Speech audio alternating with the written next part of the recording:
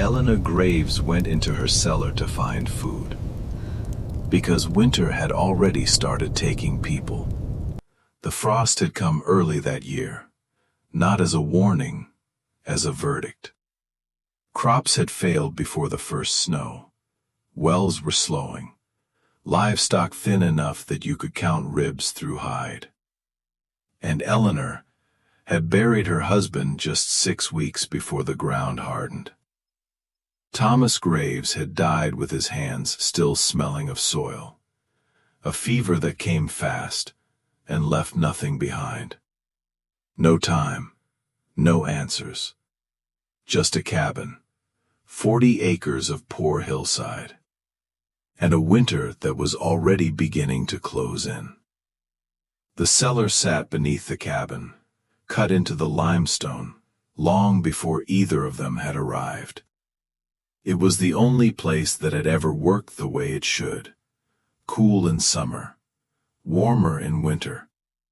Steady. Thomas had trusted it, said the rock held its own kind of sense, that it knew how to keep things alive. Elinor opened the cellar door slowly. The hinges groaned. Cold air drifted up to meet her.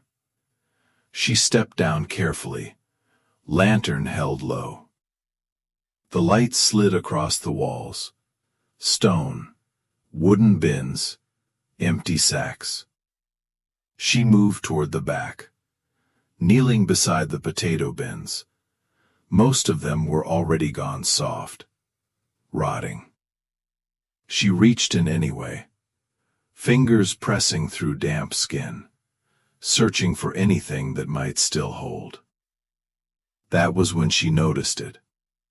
Not the food, the floor. The stone didn't meet the wall the way it should. There was a gap, narrow, hidden. She pulled the nearest bin aside, then another. The wood scraped loudly against the stone, and the gap widened. Enough to see it clearly now. Steps. Stone steps, cut into the earth. Descending into darkness her lantern couldn't reach. Elinor didn't move, didn't breathe, just stared. She had been in this cellar 100 times. Thomas had. They had stored everything they owned here. And neither of them had ever seen this. The steps were worn, smoothed by years, maybe centuries, of feet that had gone up and down. Not natural. Made. She should have covered it, pushed the bins back, pretended it wasn't there. Because anything that deep, anything hidden like that, was not meant to be found by accident. But Elinor was alone. No family, no help. And winter was already beginning to take things from people. Turning back meant waiting, and waiting meant freezing. She lifted the lantern higher. The light stretched down the steps, didn't reach the end, just faded, swallowed. Elinor stepped closer, boot resting on the first stair. She hesitated, then shifted her weight, and went down. The air changed almost immediately. Not warmer, not yet, but different. Still, each step echoed, soft, carried deeper than it should have. She counted without meaning to. 1, 2, 3. The numbers slipping quietly from her lips. 10, 15, 20. The cellar should have ended by now. She knew the depth of it, had walked it enough times to feel it in her bones. But the steps kept going. 25, 30. The walls shifted, from cut stone to raw limestone, smooth in places, worn in others. 35, 40. The air was warmer, Not by much, but enough that she felt it. In her hands, in her face. She stopped, held the lantern out in front of her, watching the flame. It didn't flicker, didn't struggle. It burned steady, like there was no cold left to fight. Elinor swallowed, then took another step, and another, until the stairs finally ended. Not at a wall, but at space. Her lantern light pushed forward, and disappeared into it. A chamber, too large for the flame to reach the far side. The ceiling arched high above her, the floor flat, dry, and the air felt like late summer, 50 feet beneath frozen ground. Elinor stepped off the last stair slowly, her boots touching stone that had never known frost. She stood there, alone, in a place that should not have existed. And for the first time since Thomas died, she wasn't cold. Not outside, not inside, not anywhere. Elinor turned slowly, looking deeper into the darkness beyond the chamber. Passages leading farther in, farther down. The stairs had ended, but the earth hadn't. And somewhere beneath her feet, something was waiting. Elinor did not go back up right away. She stood in that chamber, lantern held low, listening, not to wind, not to trees, but to the earth itself. It had a sound, faint, steady, like something breathing far below. She turned slowly, taking in the space around her. The walls curved naturally, not cut like the cellar, not carved like the stairs. Formed. Water had shaped this place once. Long before the farm, before the cabin, before anyone living had walked this land. She took a step forward, then another. The light followed her, but never reached the edges. The chamber opened into a narrow passage, low at first, then rising. Elinor hesitated, looked back toward the stairs, toward the only way out she knew, then forward again, into something no one had told her about. She should have marked the path, left something behind, a rope, a trail. She didn't. She just walked. The passage twisted slightly, not enough to lose direction, but enough to make everything feel the same. Stone, shadow, silence, warmth. That was the thing she noticed most. It didn't change, didn't fade as she moved deeper. It stayed with her, constant, like the earth held it, and refused to let it go. After some distance, the tunnel widened again. Another chamber, smaller this time, lower ceiling, but the same air, the same warmth. Elinor crouched down, placed her hand against the ground. Stone, dry. She pressed harder, feeling. There it was again.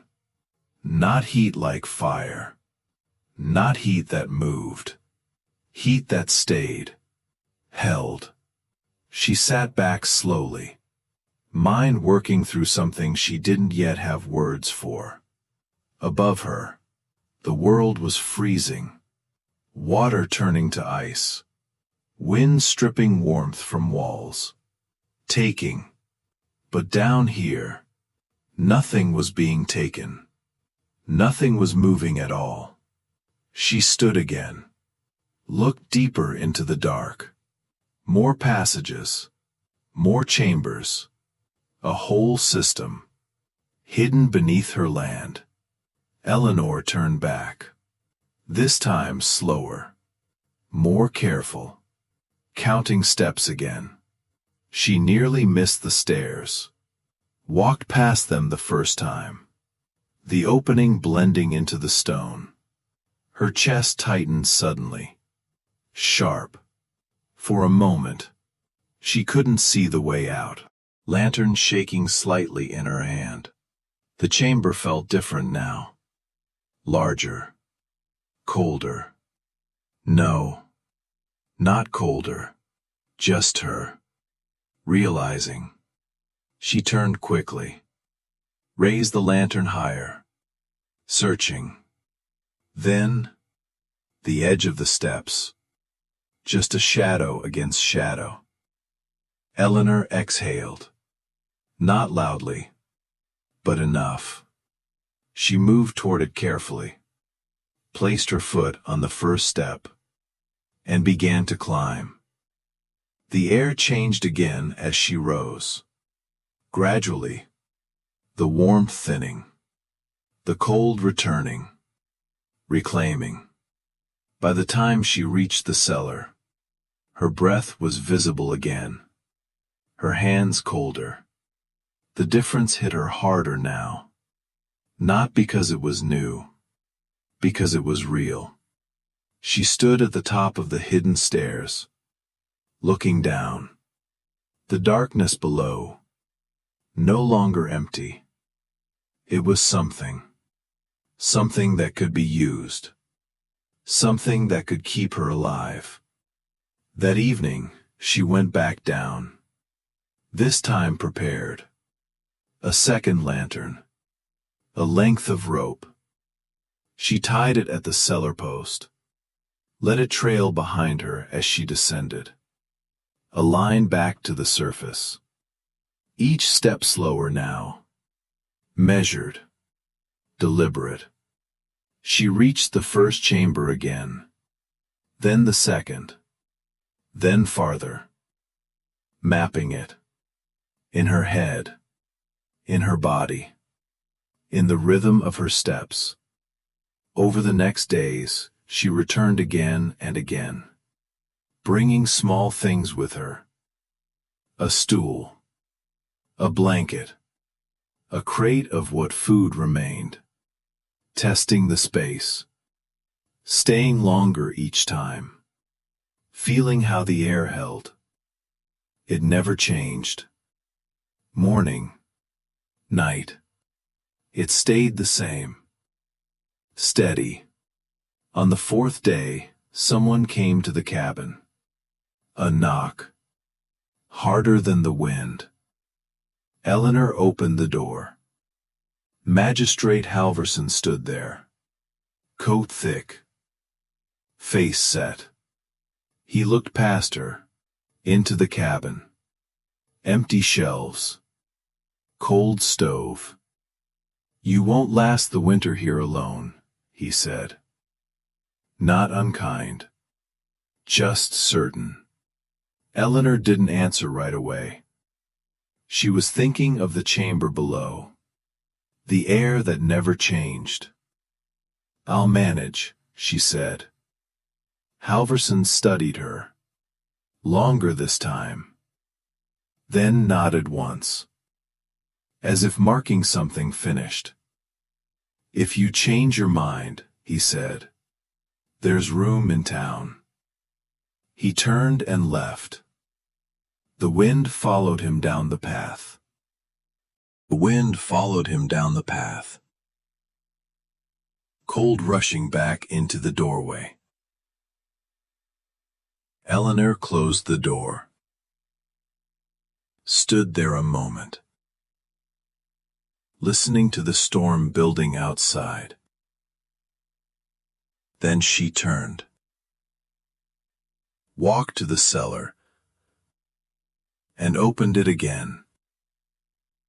Because she already knew she wasn't going to survive winter up here. She was going to survive it below. By the second week, Elinor stopped thinking of it as a cellar. It wasn't storage anymore. It was a boundary. Above it, the world was losing heat, losing life. Below it, nothing changed. Nothing moved. Nothing left. She began moving everything she could. Not all at once, piece by piece. A sack of grain first. Then what vegetables hadn't turned. Then blankets. Each trip down the stairs slower than the last. Careful. Measured. Always counting. She marked the rope at every 10 steps. Knots she could feel even in darkness. Even if the lantern failed.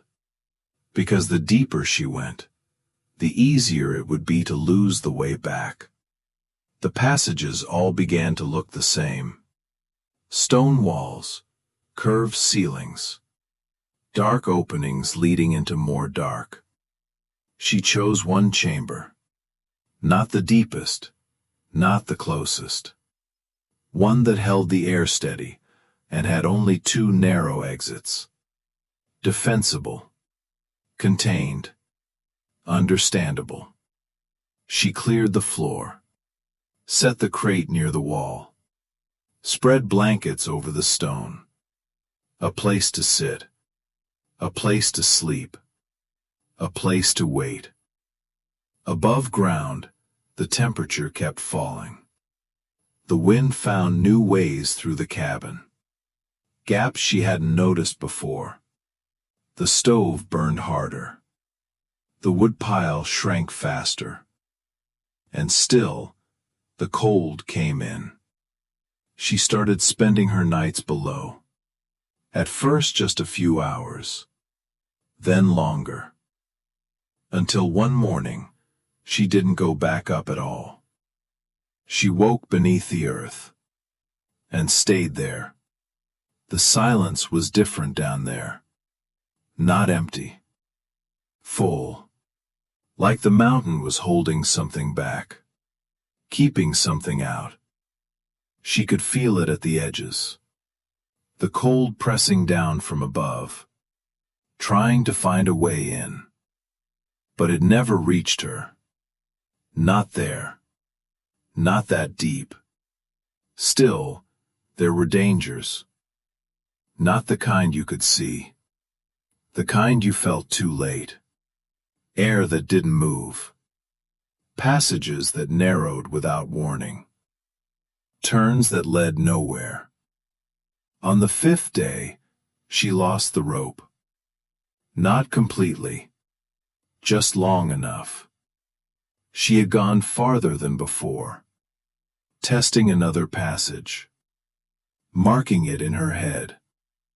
When she turned back, the line wasn't where she expected. The wall looked the same. The floor the same. Every direction the same. She stopped. Didn't move. Didn't rush. Her chest tightened anyway. Instinct, the kind that comes when something knows you are lost, before you do. She lowered the lantern, watched the flame, steady. No wind. No direction. Just still air. And stone. Elinor closed her eyes. Just for a moment. Listening. There it was again. That sound. Faint. Steady. Breathing. Not hers. The mountains. She turned slowly, following it. Step by step. Not guessing. Not rushing. Listening. Until her boot brushed something. Rope.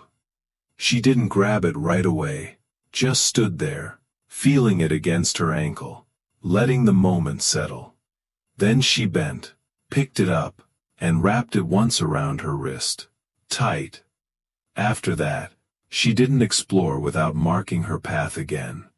Not once. Above ground, people had started to notice. The smoke from her chimney was thinner now, less frequent. Some said she had left. Others said worse. That she hadn't made it. Halverson came again, this time without knocking. He opened the door, stepped inside. The cabin was cold, colder than it should have been. The stove barely alive. He looked around. Empty space. No movement. "Elinor?" he called. No answer. He stepped farther in. Then stopped. The cellar door. Open. Just slightly. Enough to see darkness below. He moved toward it slowly. Each step cautious. Then he stopped at the edge. Cold air rising past him. The faintest trace of something else beneath it. Something he didn't understand. He closed the door. Didn't go down. Didn't call again. Just stood there a moment, listening, thinking.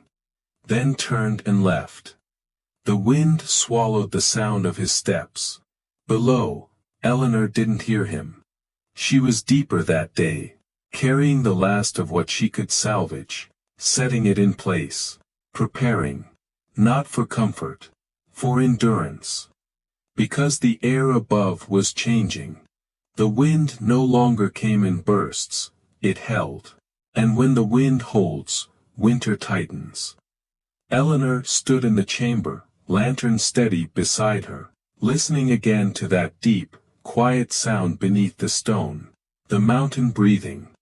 And she understood something then, not fully. Not in words, but clearly enough. She didn't need to fight the winter, didn't need to outlast it above. All she had to do was stay where it couldn't reach. And wait, because something was coming. And when it did, this place would be the difference between those who survived and those who didn't. The freeze came in a single night. No warning. No slow descent. Just a drop. So sharp it broke things. Water froze before morning. Buckets turned solid. Wells stopped. The creek locked in place like stone. By the second day, the valley had gone quiet. Not peaceful. Empty. Smoke thinned across Hollow Creek, then disappeared, one chimney at a time. Inside the cabins, people burned everything. Wood. Chairs. Shelves. Anything that would catch. And still, the cold came in. Through walls. Through floors. Through breath. Elinor watched none of it. She was already below, deep enough that the world above no longer reached her. The chamber held steady. 55 degrees, unchanging. She had set her place carefully. Food stacked along the driest wall, water drawn from the stream she had found deeper in. Blankets laid over stone, lantern hum where the light spread wide enough. Not comfort. Function. She waited, not for the cold, for what it would do. The first person came on the fourth day. Not a knock, a sound, faint, carried down through the stairs. A voice that didn't belong to the cave. Elinor. Broken. Barely there. She was already moving, lantern in hand, steps taken quickly, but not rushed. Up the stairs. The air changed with every step, warmer to colder. Until her breath showed again. Until the cold touched her face. She reached the cellar, pushed the door open. The wind hit her immediately. Violent. Snow drove sideways through the open yard. The world beyond the cabin, gone, a figure stood just outside the door. A woman. Child in her arms, both barely moving, barely alive. The woman looked at her, eyes hollow. I heard. The rest didn't come. Didn't need to. Elinor stepped forward. Inside. She took the child first. Light. Too light. Then led the woman down, step by step, slower this time, because neither of them could move fast. The air changed around them, cold falling away, not all at once, but enough. Enough that the woman began to breathe again, enough that the child stirred. By the time they reached the chamber, the woman collapsed, not from weakness. She didn't cry, didn't speak, just lay there, alive. Word spread the way it always does, not fast, not clean. But desperate people don't need certainty, they need a direction. By nightfall, 2 more came, then 4, then a family of 5. They stumbled through snow that erased their tracks behind them, guided by nothing but rumor. And the faint hope that something existed beneath the hill. Elinor met each one the same way. At the top of the stairs, lantern steady. No questions. No hesitation. Come in. They did, and every time, the same thing happened. Shoulders dropped, breathing slowed, hands unclenched. The cold let go. By the 3rd day, there were more than 20. By the 5th, more than 30. The chamber filled. Not crowded, but alive. Children huddled near the warmest walls. Adults sat in silence, still adjusting to a place that made no sense. Above them, the storm continued, unchanged, relentless. Cabins failed. Livestock died. People who never left their homes, never left them. On the 15th day, Halverson came. Alone. The man who had spoken in certainties, now walked like someone who had run out of them. He reached the cellar door. Hands shaking. He didn't knock. Just opened it, and stood there. The warmth reached him first. Not heat. Relief. Then the light. Faint from below. Holding steady. He descended slowly. One hand against the wall, as if unsure the ground would hold him. When he reached the chamber, he stopped. 34 people. Alive. Breathing. Warm. His eyes moved across them, taking it in, rewriting something inside himself. Then he saw her. Elinor standing near the wall, watching. For a moment, neither spoke. Then, I thought you'd be dead. The words came out quieter than he intended. Smaller. Elinor held his gaze. Not angry, not forgiving, just certain. No. She stepped aside, gestured toward the chamber. There's room. Halverson didn't move right away. He looked at the stone, at the people, at the place that should not have existed. But did. Then he stepped forward. Into the warmth, into something deeper than he understood. And for the first time in his life, he stopped trying to measure it. Above them, winter kept killing. But below, the earth held. And it held them all. They stayed below for 23 days. 23 days without sky, without wind, without the sound of anything breaking. Time changed down there. Not measured by sunrise, not by night, but by breathing, by warmth, by the simple fact that they were still alive. Children were the first to forget the fear. They moved through the chambers, slow at first, then faster. Their voices filled the space, echoing against stone that had waited centuries to hear them again. Laughter. Soft, then louder, then real. The adults took longer. They sat close to the walls, hands pressed against the stone, feeling something they didn't understand, but trusted anyway. They shared what they had brought: bread, dried meat, stories. Stories about the surface, about cabins now buried, about nights they thought they wouldn't survive. And slowly, something shifted. Not just survival. Something like a community, forged in a place none of them had known existed. Halverson stayed quiet. More than anyone else. He watched.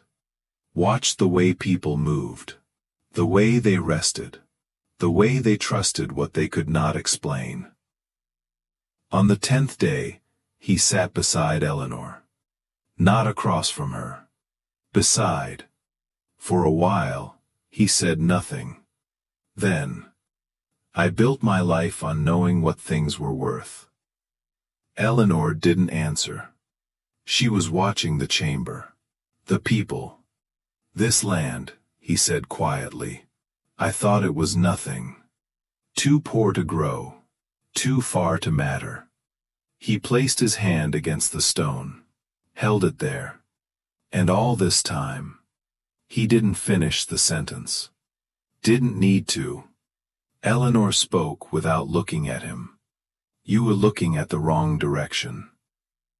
Halverson nodded once. Slow. As if something inside him had finally settled.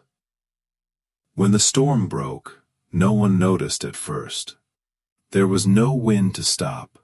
No silence to return. Just a change in the air. A difference. Subtle. But there. Elinor felt it before she understood it. The pressure shifting.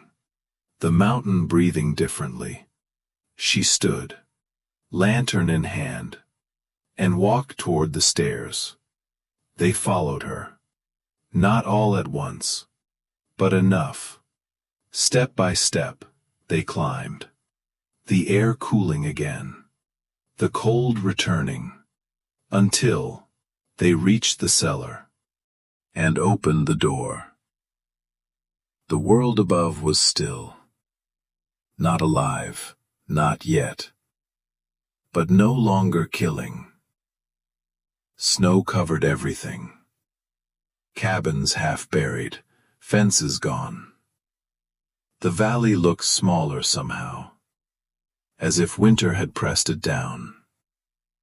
They stepped out slowly, one by one, into light they hadn't seen in weeks.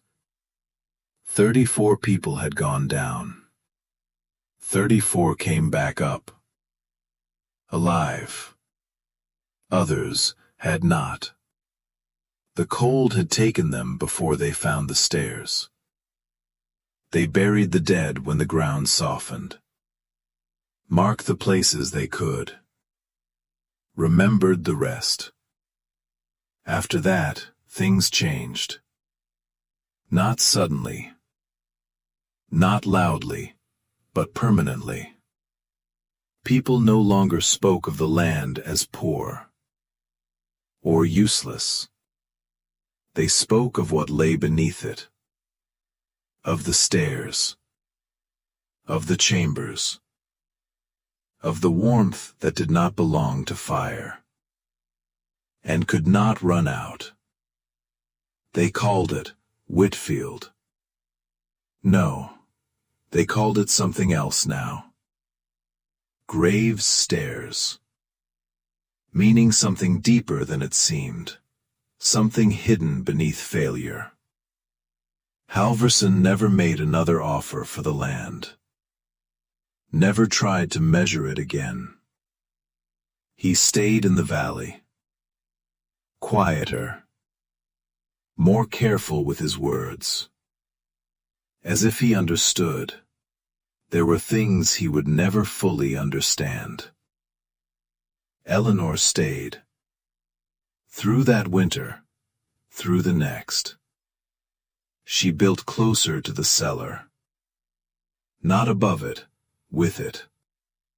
She kept the path clear. Kept the rope tied.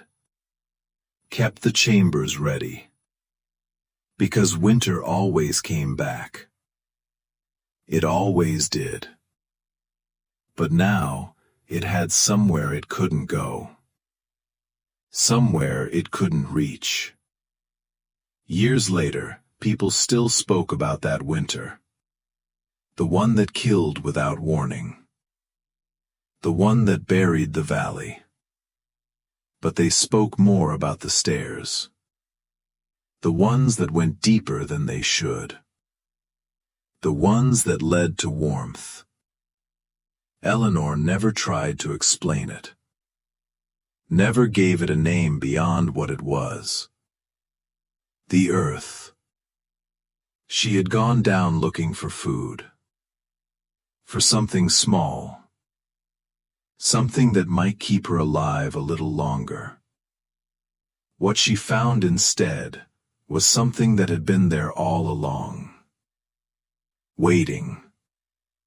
Not hidden, just overlooked. Some stories end with survival. This one goes deeper. Because what saved them wasn't something she built. It was something she chose to follow. Past fear. Past reason. Past fear. Past reason. Past where it should have ended. Down into the earth. Where winter had never been. And never would.